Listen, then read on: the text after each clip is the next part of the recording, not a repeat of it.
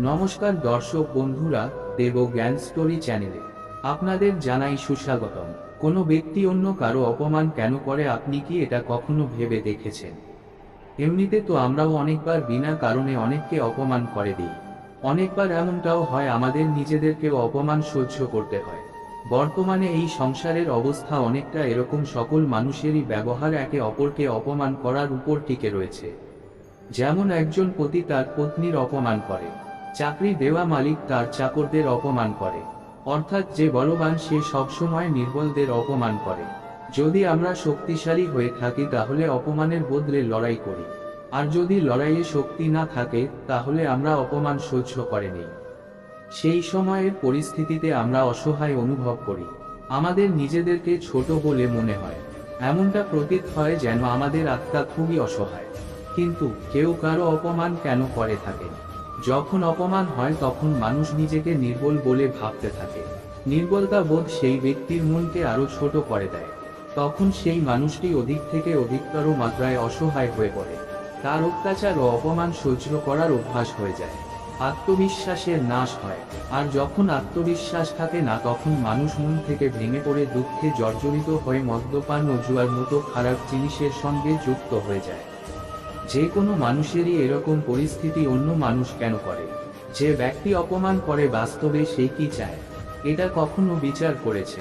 আসলে বাস্তবে কোনো ব্যক্তি কাউকে যদি অপমান করে তাহলে তার কারণ হলো সেই ব্যক্তি নিজের শক্তিশালী রূপ প্রমাণ করতে চায়। যে ব্যক্তি অপমান করে সে নিজের শক্তির ওপর নিজেই আশ্বস্ত নয়। সেই ব্যক্তি অন্য ব্যক্তিকে অপমান করে নিজের শক্তির ওপর বিশ্বাস অর্জন করতে চায়। এটা কি সত্যি নয়?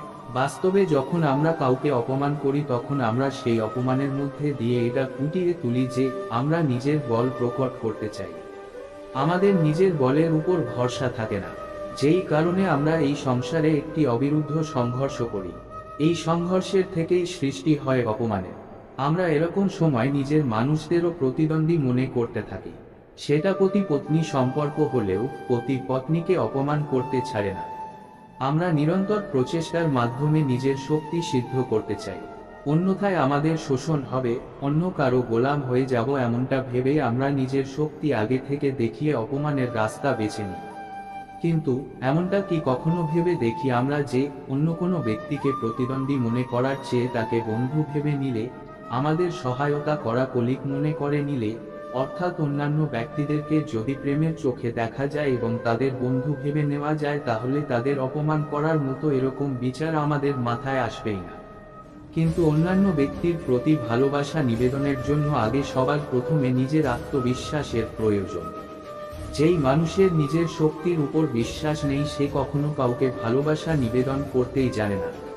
অর্থাৎ যে ব্যক্তির মনে আত্মবিশ্বাস ভরপুর সে না তো কখনো অন্য কারো অপমান করে, না তো নিজে অপমান স্বীকার করে নেয়। আমাদের সকলের বাড়িতে যে সমস্ত বড় গুরুজনেরা বা বয়স্ক লোকেরা রয়েছেন তারা প্রতিদিন আমাদের কিছু না কিছু ভালো কথা শিখিয়ে যান।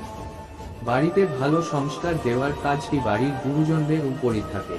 আমাদের বাড়িতে প্রতিদিন যে নিয়মগুলি পালন করা হয়ে থাকে সেই নিয়মের উপরই আমাদের বাড়ির পরিস্থিতি নির্ভর করে।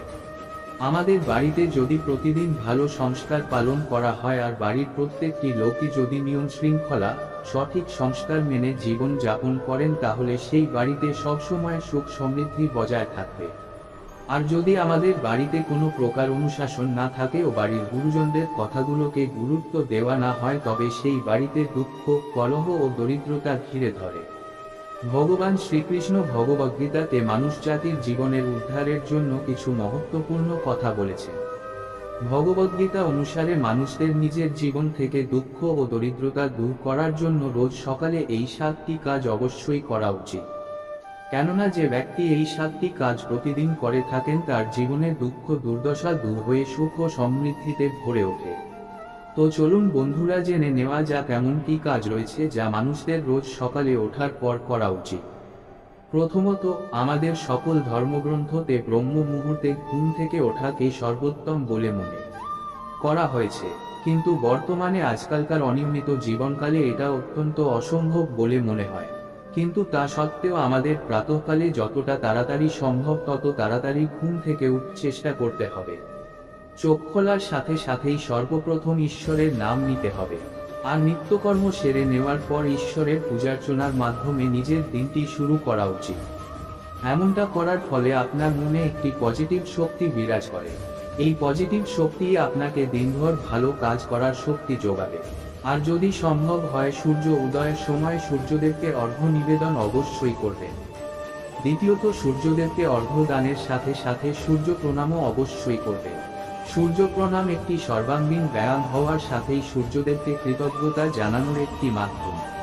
মন্ত্র উচ্চারণের মাধ্যমে সূর্য প্রণাম করলে একটি মানসিক শান্তি পাবেন ও নিরোগ জীবন যাপন করতে পারবেন। আশা করি বন্ধুরা এই ভিডিওটি আপনাদের ভালো লেগেছে। যদি ভালো লেগে থাকে তাহলে একটি লাইক, কমেন্ট আর চ্যানেলটি সাবস্ক্রাইব করবেন। ভালো থাকুন, সুস্থ থাকুন। নমস্কার, ধন্যবাদ। ঈশ্বর আপনার মঙ্গল করুন।